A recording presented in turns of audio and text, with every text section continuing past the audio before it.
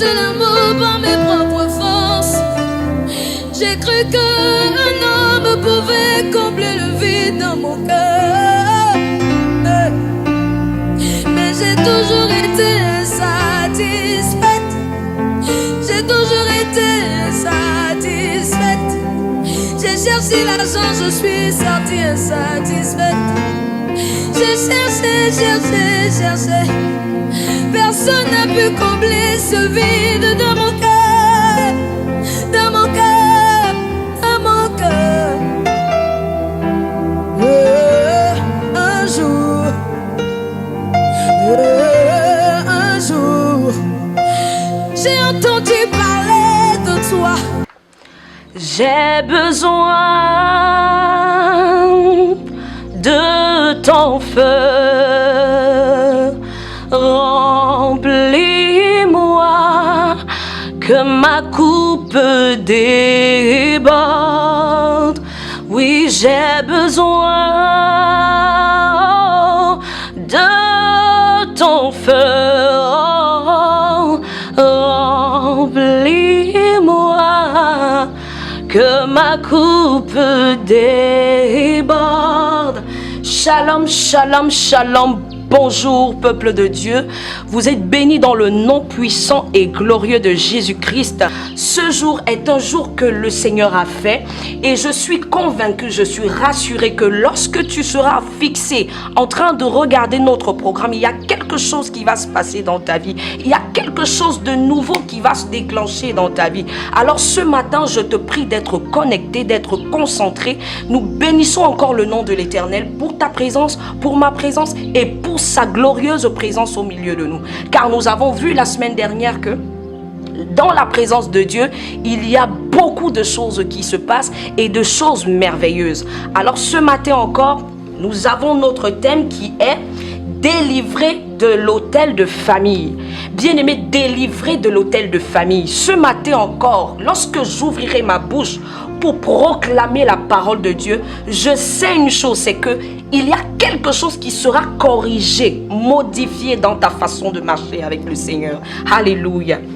Nous entrons directement dans le vif du sujet qui est délivré des hôtels de famille. Nous allons aller dans les Écritures, dans le livre de Juges au chapitre 6, à partir du verset 25 jusqu'au verset 27. La parole de Dieu déclare: dans la même nuit, l'Éternel dit à Gédéon: prends le jeune taureau de ton père et un second taureau de 7 ans, renverse l'autel de Baal qui est à ton père, abat le pieu sacré qui est au-dessus, tu bâtiras ensuite et tu disposeras sur le haut de ce rocher un autel à l'Éternel ton Dieu.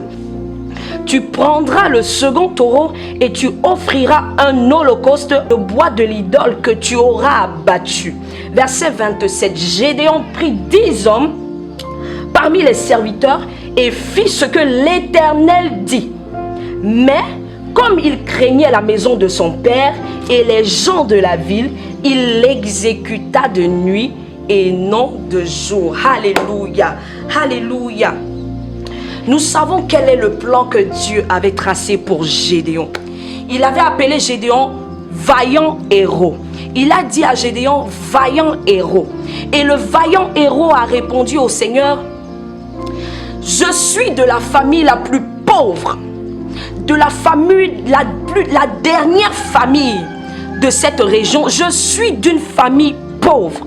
Bien-aimé, cela n'a pas signifié que Gédéon n'était pas un vaillant héros. Gédéon a été depuis le commencement un vaillant héros pour l'Éternel. Mais alors, bien qu'étant vaillant héros, aujourd'hui nous constatons que malgré les compétences que l'Éternel a mis en nous, malgré les aptitudes, la connaissance que l'Éternel a mis en nous, nous n'arrivons pas à avancer, nous n'arrivons pas à atteindre les buts divins de nos vies à cause des autels de nos familles. Et lorsque l'Éternel appelle Gédéon, il dit à Gédéon: c'est vrai, je t'appelle vaillant héros, c'est vrai, tu l'es depuis les gènes, depuis le commencement de la terre, mais aujourd'hui il faudrait que tu saches, pour être un vaillant héros, si tu ne renverses pas les autels de ton père, ta course va être abrégée, ta course va être rapidement extompée, ta course, tu ne pourras pas aller au loin. Bien-aimés, c'est ce que nous rencontrons aujourd'hui.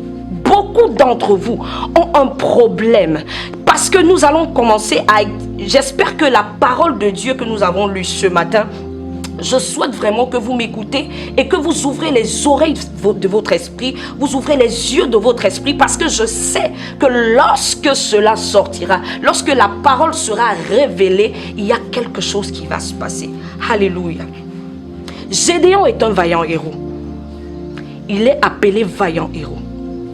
Dans ta vie, lorsque tu regardes, l'autel de ta famille est encore et encore présent dans ton village, dans ta maison, dans ton corps. Parce que l'autel ici, c'est quoi? L'autel est une plateforme qui sert à l'atterrissage des esprits. Si c'est un autel divin, cela permet aux anges de monter et de descendre. Mais si c'est un autel maléfique, cela permet aux esprits méchants, démoniaques, d'atterrir, de venir et de partir et de faire ce qu'ils veulent de cette famille qui a érigé cet autel. Alléluia. Alors Gédéon, le père de Gédéon a bâti cet autel.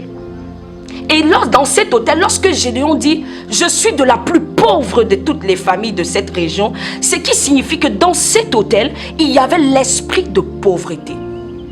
L'esprit de limitation. Je suis le dernier et je suis le plus pauvre. Ça veut dire que dans cet autel, il y a ces esprits.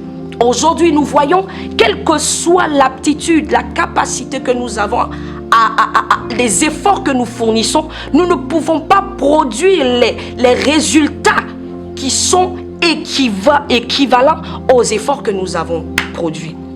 Bien-aimé, je vais attirer ton attention ce matin. Écoute-moi bien. Si l'autel de ta famille est encore debout, si l'autel de ta famille est encore debout, tu ne pourras rien faire. Quel que soit, je vais te choquer ce matin. La présence de Dieu. Les gens disent non. Si Dieu est au volant, si Dieu est au contrôle de ma vie, tout va bien. Laissez-moi vous expliquer quelque chose. C'est une erreur religieuse. C'est une mauvaise façon de penser. Je te prendrai un exemple très rapide, très court. Nos vies sont comme des voitures. Et dans une voiture, il y a un volant. Lorsque tu donnes ta vie au Seigneur, le Saint-Esprit de Dieu prend le volant et il a pour but de te conduire jusqu'à la terre promise que l'Éternel a préparée pour toi. Mais le problème, c'est quoi? C'est que dans cette voiture, ce n'est pas le volant qui fait la voiture. Nous savons que lorsque nous conduisons une voiture, le volant n'est pas la pièce maîtresse, mais c'est le moteur. Et le moteur aujourd'hui, c'est quoi? C'est le sang, c'est l'âme de cette voiture. Et aujourd'hui, nous constatons à cause des autels, il y a une influence totale qui empêche à ta vie de pouvoir avancer. Quelle que soit la présence du Saint-Esprit au volant de ta voiture, cette voiture a une capacité de 280, je dirais n'importe quoi, 280 km/h. Mais malgré la présence et l'aptitude du chauffeur, lorsqu'il accélère, il ne peut que s'arrêter à 80 km/h. Pourquoi? Parce qu'il y a un autel qui empêche au Saint-Esprit de t'emmener jusqu'à la case d'arrivée, jusqu'au point point d'arrivée où le Seigneur a préparé quelque chose de puissant pour toi. Il y a quelqu'un qui s'est levé, il y a quelqu'un qui a rafistolé ton moteur. Alors le Saint-Esprit est dans ta vie, mais malheureusement, malgré la présence de Dieu, tu n'arrives pas à atteindre ton but. Bien-aimé, Dieu a dit à Gédéon, avant de venir me servir, avant de courir, être vaillant héros, renverse. Bien-aimé, tu dois apprendre quelque chose. La présence de Dieu ne suffit pas pour atteindre ton objectif. Dieu, lorsqu'il t'appelle, tu as un devoir, tu as une responsabilité. Tu as une obligation d'accomplir cette chose pour que le plan de Dieu soit parfait dans ta vie. Regardons les exemples. Nous voyons des femmes belles, vraiment belles, avec tout ce que ça peut comporter. Mais vous voyez des femmes laides qui sont péchées et mises dans des foyers. Tu es la plus belle de ton quartier, mais il n'y a personne qui te regarde. Tu imagines, il y a des hommes, il y a des femmes qui sont dans des sociétés, qui travaillent Devant eux, on amène des stagiaires. Les stagiaires sont formés par eux, boostés, élevés. Mais lorsque le stagiaire finit, il monte à un niveau élevé et te laisse à l'endroit qui est là. Là où il t'a trouvé, c'est là. Et il devient ton boss. Tu commences à vivre des frustrations. Qu'est-ce qui s'est passé? Quand tu regardes ça, que signifie cet état de stagnation? Bien-aimé, il y a un autel qui parle contre toi. Il y a un autel qui ne te laissera jamais atteindre la vitesse maximale de la voiture que tu es. Pourquoi? Il y a quelque chose. Je ne sais pas si on se comprend, bien-aimé. J'aimerais que là où tu te trouves, quel que soit le lieu où tu te trouves ce matin, prends conscience. Tu vas à l'église, tu pries, tu jeûnes. Mais tu as l'impression que ta prière n'arrive même pas au niveau du plafond. Tu es dans tout genre de programme. Tu te bats, tu es à l'église tous les jours. Ta vie ne change pas, rien ne se passe. Quand tu pries en langue dans le vide. Quand tu regardes ta prière, c'est comme s'il y avait une dalle qui est sur ta tête. Bien-aimé, c'est les hôtels de famille. C'est les hôtels. Des femmes aujourd'hui, des maisons, on dit des foyers sont des lieux de repos, de réconfort et de paix et de joie. Là où on vit le bonheur absolu. Mais ta maison à toi est un king de boxe. C'est un règne de boxe. Pourquoi c'est toi? Pourquoi c'est toi? Et il y a des femmes, je dis beaucoup plus moches que toi, qui sont dans les foyers. Bien-aimé, bien-aimé, tu travailles, tu ne vois rien. Tu as des finances, mais ça ne reste pas. Tu n'accomplis rien de concret. Ouvre tes yeux spirituels. Écoute la voix de l'Éternel ce matin par sa servante que je suis. Et tu verras quelque chose de puissant s'accomplir dans ta vie. Et quand l'Éternel dit à Gédéon, renverse, bâtis l'autel, rebâtis l'autel de l'Éternel. Bien-aimé, c'est parce que l'Éternel voudrait que tu comprennes qu'après ce temps, il y a un nouveau ciel. Il y a une nouvelle terre qu'il te prépare. Mais dans quel état est ta voiture? Dans quel état est ta voiture? Je vais prier pour toi ce matin. Je vais prier pour toi ce matin. Il faudrait que tu comprennes et que tu prennes vraiment ce que nous avons partagé ce matin au sérieux. L'Éternel prépare quelque chose. Je ne sais pas ce que tu traverses. Je ne sais pas dans quelle catégorie tu te trouves ce matin. Mais je vais élever ma voix. Afin que ces hôtels sataniques, vous pouvez nous appeler au bas à ce numéro qui va s'afficher au bas de l'écran. Nous allons prier. Nous allons renverser ces hôtels. Quel que soit ce que ton père a fait, cela va être traité. Quel que soit ce que tes aïeux et tes ancêtres ont fait, aujourd'hui, cela sera traité de manière définitive. Dans le nom puissant de Jésus-Christ.